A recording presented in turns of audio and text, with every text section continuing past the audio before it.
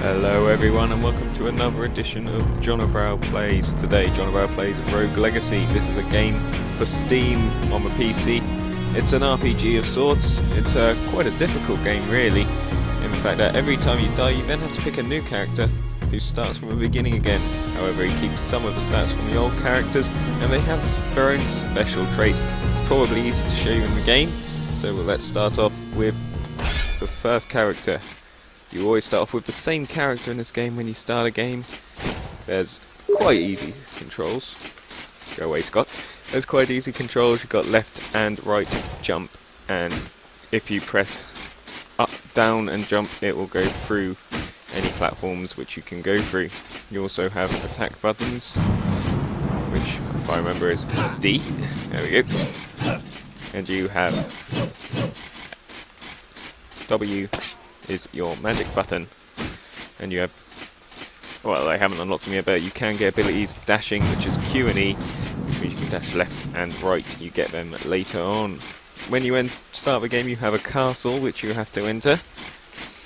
Every single time you go into the castle there's normally a creature on the front door, but this is the first time going into the castle, he's not there. He takes all of your money away which you gained before then. You have to start with normal money when you enter a castle. However, we'll explain that when it comes to the time. This is just a little tutorial thing, a journal entry, explaining what happens.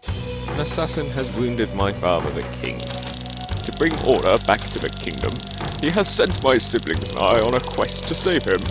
Together we will venture into the cursed woods and enter Castle Hampson. Which is funny enough where you are now. How did this journal get here? This cursed castle has stood on the edge of the woods since time immemorial, but rumors say that within it dwells an item that will cure any ailment, even death. Tonight I will get a head start over my brothers and sisters and set forth on my quest while they lay asleep. To fail this quest would be an embarrassment to my name. And if you want to know your name, you press... oh, you can't press it. I think this guy has different stats to everyone else. Essentially, you get stronger and stronger, but it takes a long while and several deaths to do so. There's different classes you can be, there's different enemies you can see. I've already walked into a world of hurt. I'm getting destroyed by mages. And as soon as you die, that character is gone. I'm probably about to die very soon. Gain whatever gold you get for a little while until you enter the castle again, and you use that to upgrade your little base before you go into the castle, which you saw. You get new things there. Lots of different enemies. You need to find different ways to defeat him. For example, the skeleton. He's going to keep throwing these bones, so you have to be aware of that. But when you get close to him, oh, and there you go. I've just died. Oh, and you get a little score. You get to see what enemies you killed in that time. Don't remember killing that ball, but apparently I did so. That 2 ghosts and a cannon. Pretty abysmal. So now we go back to the main page, and it says choose your heir. When you die, you then have a choice of 3 different subclasses which you can choose from. There's these 3. You start off with only 4 classes. You have knave, knight, and barbarian, and there's also a mage. Every single character you get has their own different stats and their own traits. As you can see, that Lady Priscilla is a knight, has no traits, which is quite rare.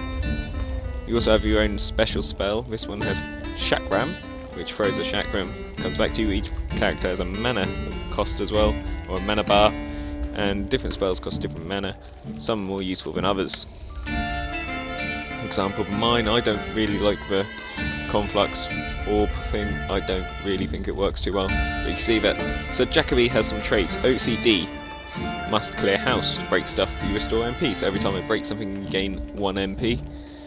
Stereo blind is you can't see in 3D. That's pretty hilarious. That means that when you try and turn around and such, you momentarily turn invisible.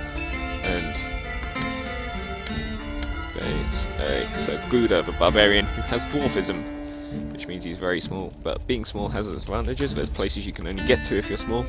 There's places you can't get to if you're big, for example.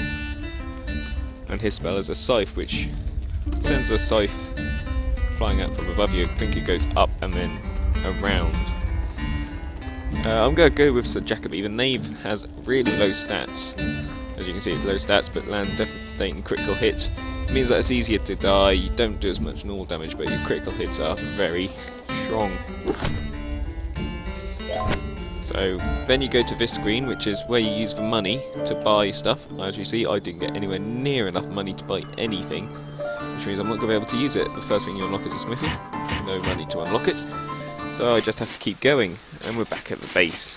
The Knave, for some reason, has a stink cloud following him, and as you see, when I turn around, I'm a 2D person. And Santa goes fast. This game is quite random, and here's the person I was telling you about before. Now he'll say, you have to pay the toll. You have to give him all your money before you can enter. Now I'm back to 0. The castle changes every single time. So I've entered now. This first bit, always the same layout with 4 candlesticks and a chair you can destroy. As you saw, I was getting mana every time, even though I haven't used any. If I read this journal, you just get different entries.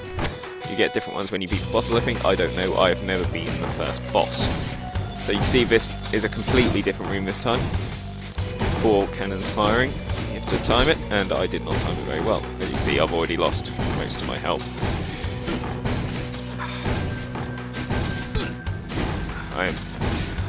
This is probably the worst room for me to get at the start of this. It's just... doesn't help that I'm not good at this game to start with, and then it gives me a room like that to try and show what I can do. Absolutely nothing. Left shift here will show you the recent character, Sir Jacoby. Absolutely useless. So now we choose a different heir. You can see the ones which have gone before. You have Joanna's, the legendary knight. He was the one in the tutorial sort of section who you use just in a little credit cutscene. Then there was Sir Lee, the one who barely did anything. And Sir Jacoby, who was the useless knave. So let's choose a different one. This time I'm going to go with a knight. I don't know if the mage is unlocked yet. You might have to unlock the mage later on. The blade wall is a very useful one for keeping enemies away from you. Gigantism just means that you're big. It's the opposite of dwarfism. OCD we've seen already. Ambivalous means you've got 2 left hands to cast spell properly. That means that you just throw spell backwards. Nearsighted is a very annoying one. Everything far away is blurry. You can see in the centre of the screen, which is about what this picture is, and then everything else is really blurry. Dementia, you are insane. I do not know. I can't remember what that one is. So let's begin a game as the knight. Obviously got no gold in that, so I was useless. You can see how much bigger he is already, and this time when he turns around properly. Pay the toll. Toll is literally 0. It's just all your money. You eventually can get something which reduces that, so you can carry some money over. Still no money in that first bit. Sometimes you get them. You see there's an ice ghost this time. You eventually learn different patterns of enemies and how to beat them. It's been a while since I've played this, and like I say, I didn't get very far. But for example, the zombies come out of the ground. The ice one, I know it shoots in a circle. And you also learn how many hit points they have. 2 normal hits will take out one of them ghosts. It takes 2 for a zombie. It takes a few more for ones like the knights, who I'll probably see later on. These balls you cannot destroy, so you just have to avoid them. Wasn't too hard. Like I say, the castle changes every time, but there is something you can get later, which means that it will stay the same for 1, but you then get less money each time. I'm going to ignore that room. Oh, ran straight into a ball. And instead, choose a different one, because that room looked evil. Right, here's one of the knights I was talking about earlier. He's got more health, but he does a lot more damage. Oh, apparently he doesn't have more health. I think the knights do a lot more damage than most of the other classes anyway. Once again though, your health is really low at the start, and it doesn't take much to kill you, and it's very difficult to get anything back. See, there's a chicken leg there. That heals me a little bit. Spearman shoots that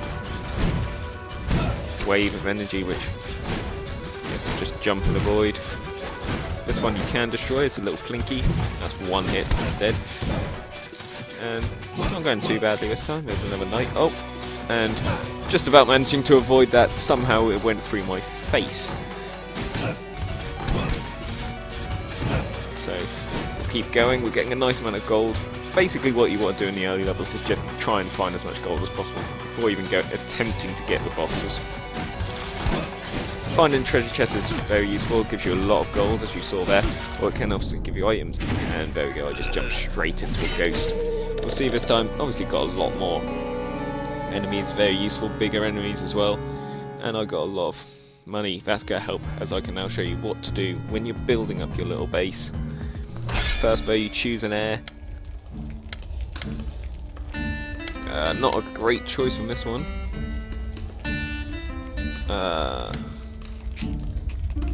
Quantum Translocator is pretty cool. It puts a shadow of you behind you, or when you cast a spell, and then you can teleport back onto it. It's very similar, if you've ever played the game League of Legends, to a ZW. The Conflux spell, I told you, is an orb which bounces everywhere. Again, it's only dwarfism. Pad, peripheral arterial disease, no foot pulse. I think that just means that you don't hear footsteps. And so I'm going to choose for Knight because I do not like using nades in the early games. They're more useful later on when you actually have some stats to go with it. So the first thing you've got to build is a smithy, and then you get a bit of a choice. The smithy, now you can buy items from him, equipment and such, which you carry over as well. Also useful things, gaining health and gaining mana. Usually health is more useful at the start than mana, or as far as I've found. You then, when you've leveled up that one, you see more ones unlock. You can upgrade the knight into paladins.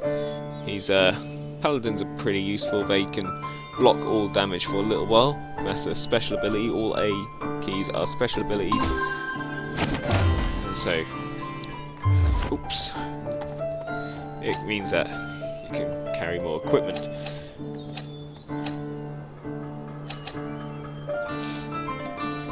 Which means you can wear more armor. It's not as useful until you actually buy some armor. So I'm just going to finish off by upgrading my health one more time, and that's as much as I can do. So I'll lose that 70 gold unless I can buy something from the blacksmith. He'll give a quick introduction. He used to be the greatest blacksmith ever, but someone stole his blueprints. Without them he cannot make any decent weapons. He can only make cutlery and stuff. So you go into battle with a knife and fork. You have to find the blueprints before he can bring you any decent equipment, but you can, I believe, buy some. You can buy some really basic stuff. So you can buy, for example, the Squire sword, which has more damage when you're one already. There's more health with the helm, but you can't buy very much unless you find the blueprints, which you'll find in the treasure chest, like the one I opened a little bit earlier. There's another couple of people who can turn up here. They'll be sitting around here. I'll get to them when I find them. And once again, goodbye 70 gold. I appear to have forgotten something. Not quite sure what that is.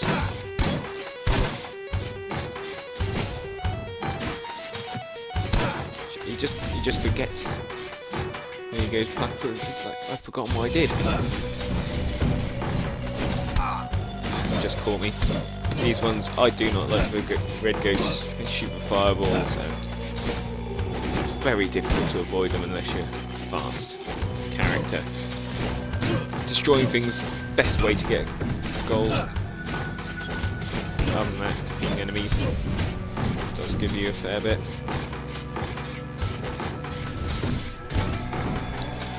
dodge them, kill him, and jump straight into one of them again. I'm not doing very well here.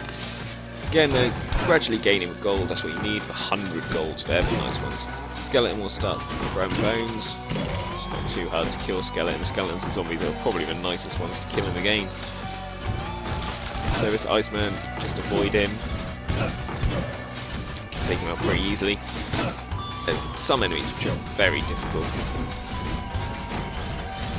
They're bigger enemies like bosses. And just go sit here and wait for him to come to me. Usually the best option is to wait for something to you. See, the spells can't go through floors. Can, however, hit him through if you've got a nice big sword like mine. Carrying on, as you saw, the actual becoming bigger doesn't actually increase your damage or health or anything, it just makes you look bigger. Not really any positive effects to many of the abilities. You only really get negative ones or funny ones. You can see them holes on the floor above me. They are a spike trap. You've got to be careful of them, they go after a little bit of time. And so, like, oh, it didn't actually go off. I'm surprised. It's not going off? What's going on there? The spike trap didn't go off. So there's a zombie here, he's not tough at all. Take him out. You see little things flying past the window all the time. You see Santa and you see witches. So this one's probably going to actually go off, and it's a lot more dangerous. Maybe not. Ah, I know why. That's because of my trait. I've just realised the pad actually is a pretty useful one. Means that you don't set off things when you're running over them. Eyeballs just quite annoying me. Shoot that little blood thing, and that can go through walls. So yes, pad is pretty useful if you want to avoid traps like this. That's pretty useful because there's certain special treasure chests you have to get without taking any damage, and usually they're surrounded by spikes. So, I happen to know that this is the room before the boss, I believe. These little things are the teleporters. You can use them to set a teleport in place and go back and forth between the different ones you've set up. You can't get out of the castle ever, you're in here till you die. Actually, it's to a different place which I do definitely not want to go to. So instead I'm going to teleport back to the original room.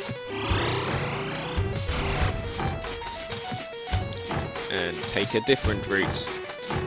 One of the main reasons that can be useful is you can just go back and clear out anything you struggle with before. Ouch. This is already looking like a pretty evil room.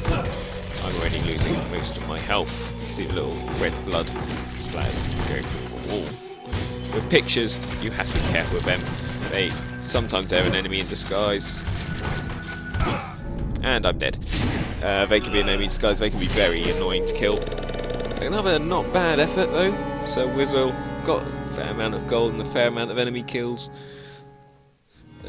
So we'll go through one more time and then probably end the video there. We're just going to see if I can... I'll show you the barbarian. So Wizzle was a paladin, which just makes him a little bit stronger. I completely forgot to use the paladin's power in that one. And there you see there is a trait there called gay. Yes, that is a trait. The one, there is no spork, that is the creepiest one ever. That just changes all the colours in the game and makes everything look creepy as shite. The clumsy, that just means when you walk into anything which normally you have to swing your sword at to break, it just breaks it anyway. And I'd mem, you remember things with extreme clarity. I do not remember what that one actually does. But let's be a little gay dwarf, shall we? Again, you've got to use the money to upgrade if you really want to. Obviously, if you collect this one now, it'll unlock 2 towers on the side. I will show you. So not too great a waste of money. It means that you can then get the Architect and the Enchantress. They are the two other ones, like the Blacksmith, who sit outside of the castle. The Enchantress has runes. You have to find the runes in the castle, and then you can set them to your equipment. So they can include things such as flying and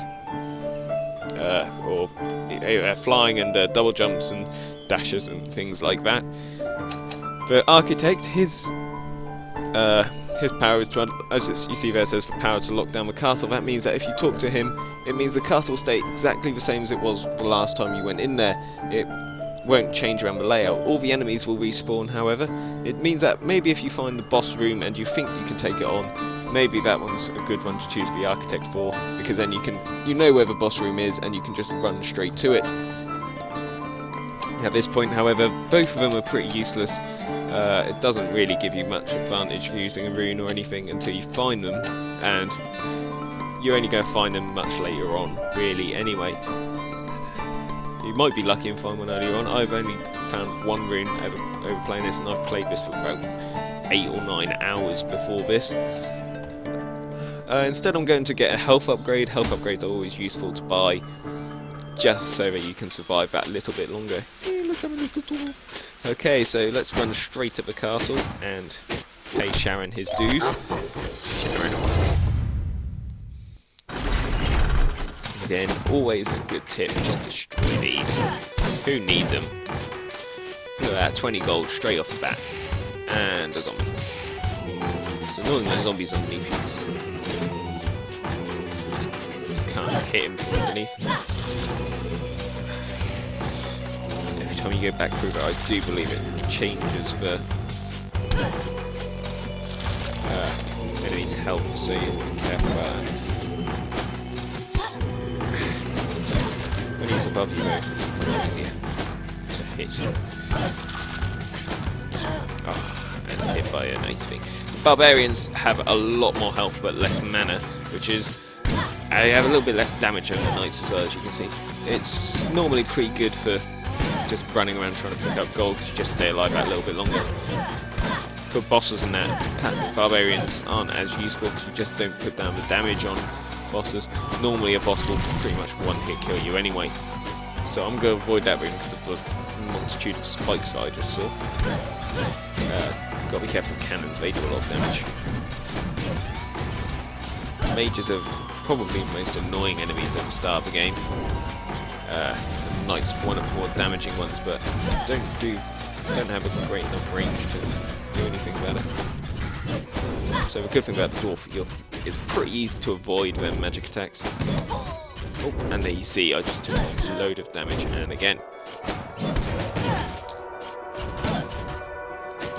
Just ran straight into him.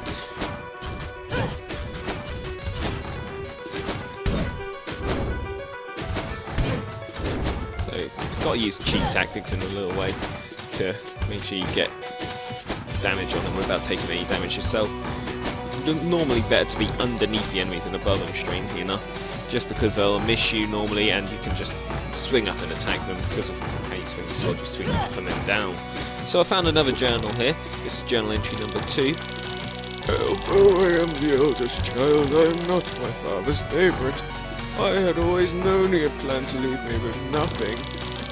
But if I find the cure, everything will change. The victor will earn nothing less than the throne upon his passing.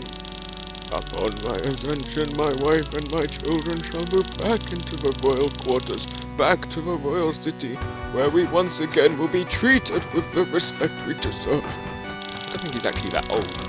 No longer will we stand for the... you can read it. I am getting ahead of myself. I must keep my priorities clear. Conquer the castle, find the cure, collect my reward. So you can then read the journals in the page at the front if you really feel like it. It's absolutely not necessary to. Ooh, another bit of gold. So this is a secret chest. There's got to be a way to get in there normally. Leave it. Yep, there it is. You can see by the little change in the wall pattern, that's where it was. There we go. And boop. So a nice amount of gold there. Always keep an eye out for darkened walls.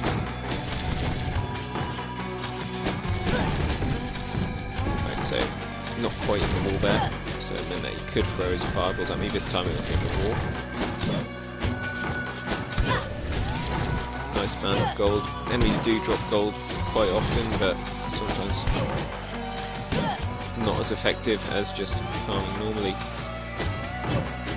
Just always wary of picture frames. The picture frame monsters are the ones which always kill me. Other than the times I've died already in this video. It's been quite a long life. I wasn't expecting it to actually be this long, so we'll see what happens. Oh, this room looks dreadful.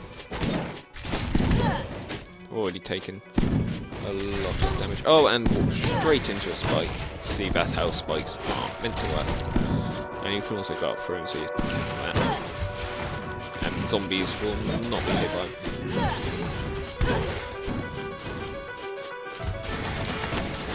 So I'll run that way and then run back again. Probably the safest way to collect gold.